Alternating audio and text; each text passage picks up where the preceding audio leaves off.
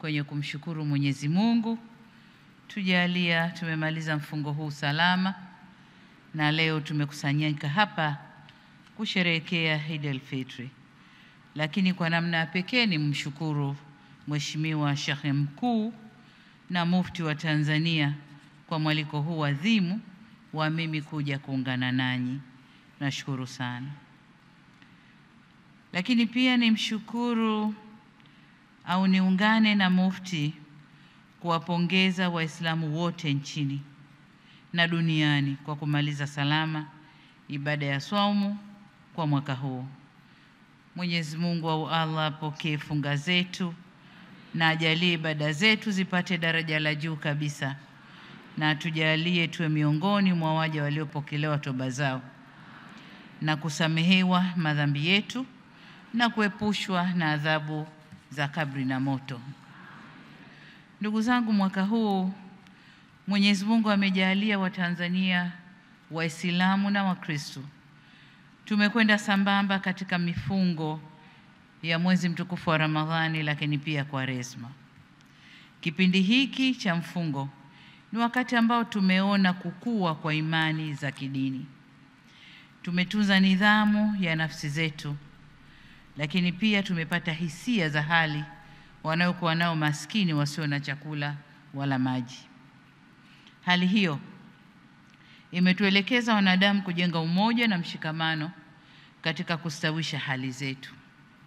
Tumeshuhudia watu wengi Waislamu na Wakristo wakitoa na kusambaza vyakula na sadaka mbalimbali kwa watu wasiojiweza, mayatima na wenye mahitaji mbalimbali. Tumeshuhudia watu wengi wakila iftari kwa pamoja katika kila pembe ya nchi au nchi hii bila kuulizana dini zao. Hapa Dar es Salaam nina taarifa kwamba mahoteli yote makubwa ya mji huu yalifutarisha kwa kiasi kikubwa na mwezi mzima, na kulikuwa kumejaa tele. Futari hizo hazikuliwa na Waislamu peke yao, bali wote, Waislamu, Wakristo na hata wale ambao hawana imani ya dini. Hili ni funzo kwamba penye imani, yani spirit, wajibu, commitment, na kujali, caring, kunaleta kushirikiana au kushirikishana na kujenga umoja wa kijamii. Na ndicho kilichotokea katika mwezi mtukufu. Wote tulikuwa wamoja, tukila pamoja, tukiomba na yote ambayo tuliyafanya katika mwezi mtukufu. Leo tunaposherehekea Eid al-Fitri baada ya kumalizika kwa mfungo wa Ramadhani, ni wasihi Waislamu na wananchi wote tuendeleze ucha Mungu tuliouonesha katika kipindi cha mwezi mtukufu wa Ramadhani. Tuzilinde ibada tulizozifanya kipindi cha Ramadhani na kujizuia na vitendo vinavyomchukiza Mungu au maasi. Tuendelee na umoja na mshikamano tuliokuwa nao kwenye msimu wa mfungo. Udugu na mshikamano sio kwa kipindi cha mwezi mtukufu wa Ramadhani peke yake. Mheshimiwa Mufti, ndugu viongozi na ndugu Waislamu, kama mnavyofahamu, katika kipindi hiki cha awamu ya 6 tumefikisha mwaka wa 4 wa uongozi. Nichukue fursa hii kumshukuru Mungu kwa uhai na afya njema, shani na jaala zake kwa kuniwezesha kulitumikia taifa letu. Shukrani zangu za dhati kwa viongozi wa dini nchi nzima kwa kunipokea kwa mikono miwili tangu nipopokea dhamana hii. Asanteni sana kwa kuwa nami bega kwa bega kwa dua, maombi na sala, pamoja na ushauri niliokuwa nikiupata kwa kipindi chote hiki. Asanteni sana kwa salamu za pongezi na kunitia moyo kwa kazi tunazoendelea kuzifanya kwa maslahi mapana ya nchi yetu. Hakika kutokana na wingi wa dua na maombi ilimpendeza Mwenyezi Mungu na imempendeza Mwenyezi Mungu kutufungulia milango ya kheri na baraka, kutujalia amani na utulivu nchini, hali iliyotujengea mazingira mazuri ya kutekeleza yote yaliyofanyika na kutunufaisha kiuchumi, kijamii na kisiasa.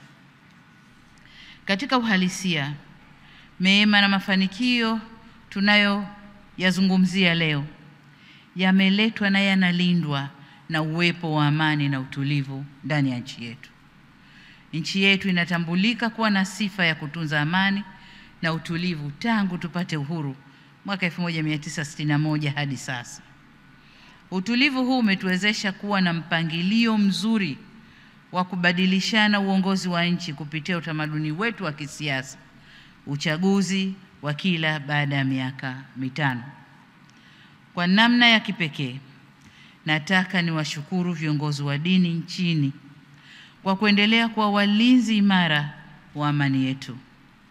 Nchi yetu imeendelea kuwa yenye umoja na mshikamano kwa sababu viongozi wetu wa dini wanajiepusha na mahubiri yenye uchochezi na kuleta mifarakano. Pamoja na mafanikio hayo, nitumie fursa hii kuwakumbusha kuwa kama walivyogusia wenzangu, Mheshimiwa Mufti na wengine walionitangulia kusema, kwa mwaka huu tunakabiliwa na uchaguzi. Hivyo nawasihi sana viongozi wetu wa dini, tushikilie msimamo wa imani, udhibiti wa nafsi zetu na wajibu wetu katika kuikuza na kuitunza amani yetu nchini. Alikadhalika niwaombe katika madhehebu na makundi yenu mbalimbali muweze kuwadhibiti wale wachache miongoni mwenu walio na mwelekeo wa kuhubiri na kupandikiza chuki kwa wananchi dhidi ya serikali yao. Waache kufanya hivyo. Ni vyema sote tujue kuwa katika mifarakano na hasama hakuna atakayeibuka mshindi, bali kutatokea hasara na majanga. Waheshimiwa viongozi wa dini, jukumu la kusimamia amani nchini ni la serikali kupitia vyombo vya ulinzi na usalama, na kwa upande mwingine ni jukumu la wananchi wote wa Jamhuri ya Muungano wa Tanzania. Kwa kiasi kikubwa, ari na mori za wananchi huchochewa na maelekezo ya viongozi wao wa dini. Kwa msingi huo, nimewiwa kulitupa jukumu la ulinzi wa amani na utulivu wetu nchini mikononi mwenu, waheshimiwa viongozi wa dini.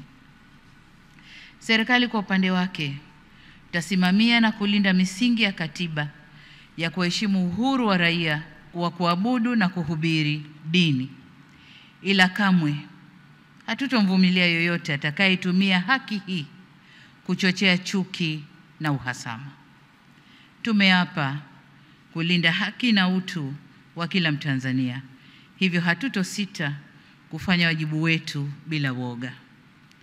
Waswahili husema, chelea mwana kulia basi hulia yeye. Kwa nasi hatuko tayari kulia sisi na tukamwacha mwana atovuke.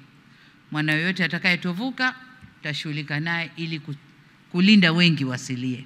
Hatutafanya ajizi ya kutokushughulika na wavunjifu wa amani na wachochezi wa vurugu.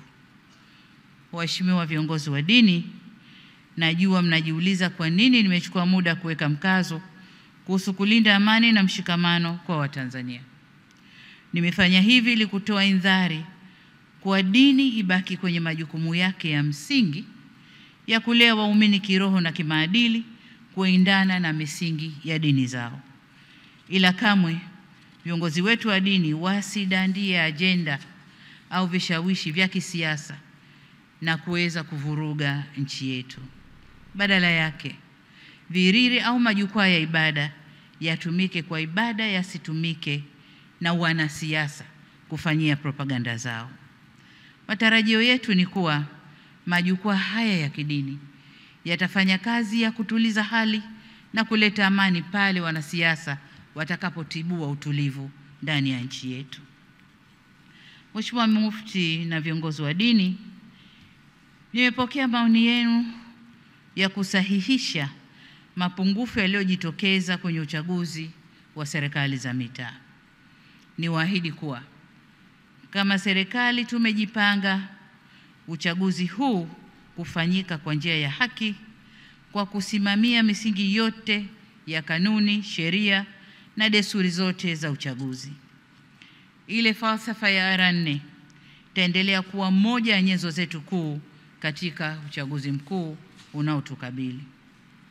Nyote ni mashahidi wa maboresho na mageuzi makubwa tuliyokushafanya, kama vile kuruhusu mikutano ya kisiasa kuendelea nchini, inaendelea huko, bunge kufanya mabadiliko ya kisheria na kufuta sharti la mgombea kupita bila kupingwa, na sasa kila mgombea wa ubunge au diwani lazima apigiwe kura. Lakini vile vile tumeanzisha tume huru ya uchaguzi iliyokuwa ikidaiwa miaka yote, tayari tumeshaianzisha.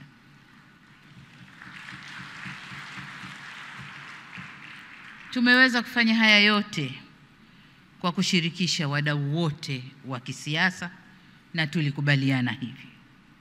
Vile vile kwa nyakati tofauti, Tume Huru ya Taifa ya Uchaguzi imekuwa ikiwahakikishia Watanzania utayari wao wa kusimamia haki. Nitoe wito kwa wadau wote wa kisiasa kuhakikisha wanatimiza wajibu wao kikamilifu. Milango ya serikali ipo wazi kusikiliza wadau mbalimbali, ikiwemo kupitia majukwaa yaliyopo kama vile Tanzania Center for Democracy na majukwaa mengine yanayoruhusu tuzungumze. Nanyi viongozi wa dini, mtusaidie kuelimisha waumini umuhimu wa kutumia haki yao ya kidemokrasia ya kupiga kura ili waweze kuchagua viongozi wenye weledi, wachapakazi na watakaoleta maendeleo. Nimefurahishwa sana na kauli mbiu yenu inayosema amani ndiyo msingi wa maendeleo. Shiriki uchaguzi kwa salama na amani. Hii inaonyesha kuwa mnatambua wajibu wenu kwa elimu ya mpiga kura ni jukumu shirikishi na si la viongozi wa serikali peke yao. Ni vyema tukafahamisha Watanzania kwa sie ni ndugu, au udugu wa Tanzania unakuja kwanza, na kamwe tusiruhusu itikadi za kisiasa zikatugawa, kwani kuna maisha baada ya uchaguzi. Mheshimiwa Mufti na viongozi wa dini, nikupongeze wewe binafsi Mheshimiwa Mufti na watendaji wote wa BAKWATA kwa kazi kubwa na kazi nzuri ya kupeleka mahujaji kule Maka kila mwaka. Kwa miaka mingi mmeweza kuwasafirisha, kuwahudumia na kuwarejesha salama mahujaji wetu hapa nyumbani. Niwatie moyo kwa muendelee kuimarisha huduma zenu ili zivutie watu wengi zaidi kwenda kufanya hija wakiambatana na BAKWATA, au BAKWATA kubakia kuwa taasisi pendwa kwa wale wanaotaka kwenda hija. Hapa pia niziombe taasisi zenye kupeleka watu hija wawe na weledi na wasimamie kazi yao vyema. Si vyema kuwakirihisha mahujaji kutokana na kuwa na utaratibu usio na uwazi na kutokuwa wa kweli kuhusu huduma kamili zinazotolewa na taasisi mbalimbali zinazopeleka mahujaji. Kwa upande mwingine, ni vyema mkazingatia vigezo vilivyowekwa au mlivyowekewa kwenye usajili wenu ili kuondoa adha na kadhia kwa mahujaji. Kuhusu ombi lenu la kufunguliwa mfumo kwa wanaomba kwenda hija, niseme tumelipokea na tutalifanyia kazi. Ila hapa niwe muwazi kwa nyote, mnafahamu kuwa tarehe ya mwisho ya kuwasilisha maombi haya ilishapita takriban kitambo kidogo, lakini kwa sababu hatukutimiza yale tuliyopangiwa tumeongezewa muda. Sasa hili la kuomba utaratibu wa kufunguliwa kila mwaka, hii ni hisani, kwa tusigeuze kuwa ndio haki yetu. Hapana, kwa sababu wengine, nchi zingine wanajitayarisha, hawaombi kuongezewa na kila kitu wanakifanya kwa muda muafaka. Kwa nadhani tujitizame upande wetu, tujirekebishe nasi tuweze kwenda kama wanavyokwenda wengine. Serikali ya Saudi Arabia imeweka utaratibu huu kwa kuwa na muda maalumu wa kujisajili ili waweze kumudu kuhudumia mahujaji wote kikamilifu. Hija ni ibada, ila pia ni sehemu ya biashara kwa ile serikali au nchi tunayokwenda. Hivyo ni lazima waweke mazingira rafiki na wezeshi ya kuhudumia watu wote. Wakipata idadi ya watu mapema kutoka kila nchi, wanapata kujiandaa vyema. Lakini tunapokwenda last minute, hawajalipa, nisubiri, mimi taasisi yangu bado sijatimiza, tunakuwa tunawakera wao, lakini wanatuona na sisi kwamba hatuna mpangilio mzuri. Niombe sana kuanzia mwakani tujipange vizuri.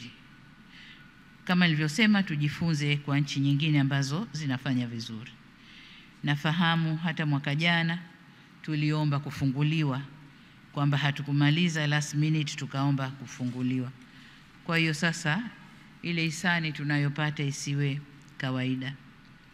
Lakini kuhusu ombi lenu la kutumia ATCL kwenye safari yenu ya hija, nimepewa taarifa kwa ATCL imefanya maandalizi ya ndege Boeing 737-9 kwa ajili ya safari hizo, na ipo kwenye hatua za kuomba vibali vya kufanya safari hizo kwa mamlaka husika nchini Saudi Arabia. ATCL wamenieleza kuwa wapo tayari kufanikisha safari hizo. Mheshimiwa Mufti na viongozi wa dini, serikali inatambua na kuthamini mchango wa nafasi ya dini katika kulea jamii na ustawi wake. Niwahakikishie kuwa tupo nanyi bega kwa bega katika kuhakikisha dini na nafasi yake katika kujenga uongofu kwa wananchi. Katika mwezi huu mtukufu wa Ramadhani, jitihada kubwa imefanyika ya kutoa elimu ya dini si tu kwa watoto bali hata wakubwa. Tumeona vikao vya elimu kupitia TV mbalimbali. Kwa nafuatilia TV Imani, Maasim TV, Darsa TV, kule kwa Sheikh Walidi, lakini pia tumeona Busati la Mtoro kule kwa Sheikh Abbas. Vipindi mbalimbali, elimu mbalimbali ya dini, na hawa ni wachache tu niliowataja. Kwa hiyo kwa mwaka huu niseme, ndugu zangu viongozi wa dini, tumefanikiwa vizuri sana kukuza na kueneza elimu ya dini na kuwafanya watu. Lakini nilikuwa nafuatilia pia watu wanahojiwa. Kwa mfano jana walipovunja Busati la Mtoro, baada ya kuvunja lile busati watu wakawa wanahojiwa. Hasa katika mwaka ambao misikiti imejaa ni mwaka huu. Kwa hiyo huo ndio mwendo wa kwenda. Niombe sana viongozi wa dini tuendelee kutoa elimu ili watu basi wajue hadhi yao na wajue wajibu wao kwa dini yao. Elimu ya namna hii hujenga watu na uchamungu, watu wema wenye upendo, utulivu na subra. Hujenga hulka njema zinazopunguza uovu kwenye jamii. Kwa msingi huu, niwapongeze kwa jitihada zenu za kuwajengea uwezo walimu wa madrasa kwa kuwapa mafunzo maalum ya elimu ya dini na mbinu za kufundisha au kufundishia, ikiwa ni pamoja na elimu ya saikolojia ya malezi kama mlivyosema hapa. Niwaombe mhakikishe kuwa elimu hii inakuwa endelevu. Isiwe tu kipindi ikapita tukaendelea mambo kama kawaida, lakini elimu hii ya kuwafundisha hawa walimu wa madrasa, kuwafundisha saikolojia ya malezi na mengine, iwe elimu endelevu. Na nasisitiza hili kwa sababu bila walimu hawa kupewa elimu, ni wazi kuwa tunahatarisha kupeleka watoto wetu madrasa kwa watu wasiojua kukaa nao. Na ndio zile kesi tunazosikia moja moja. Mwalimu wa madrasa kafanya, mwalimu wa madrasa kamshika, mwalimu wa madrasa hivyo. Sasa tukiwafundisha watajijua wao nani na wajibu wao. Kwa upande wetu serikali tuendelea kuchukua hatua za kisheria au kisera kuimarisha ustawi wa jamii, na niwaombe viongozi wa dini muendelee kutusaidia kuilinda taasisi ya familia na kuweka vijana wetu kiimani au kuwajenga vijana wetu kiimani, ili kwa pamoja tuweze kulinda taifa letu dhidi ya mmomonyoko wa maadili. Kuhusu ombi lenu la kurasimisha masomo ya dini katika shule za awali na msingi, waziri wa elimu yuko hapa, waziri wa TAMISEMI yuko hapa. Na ombi hili lilishaletwa serikalini, lakini bado tunaendelea na mijadala huku tukiwashirikisha muda baada ya muda, tuone jinsi tunavyoweza kulifanyia kazi. Kwa hivyo niombe tusichoke tunapoitana kujadili hili, tuje tujadili na tuone jinsi tutakavyoweza kulifanikisha. Niwaombe pia tuwe na subira kwenye kulikamilisha hili, kwa sababu bado hatujamudu kukamilisha ikama ya walimu wa masomo yote. Bado kila tunavyoajiri walimu bado kwa hiyo kuna mambo ya kipaumbele, walimu wa sayansi, walimu wa nini, tukijua kwamba madrasa zetu huku zinafanya kazi ya kusomesha watoto wetu.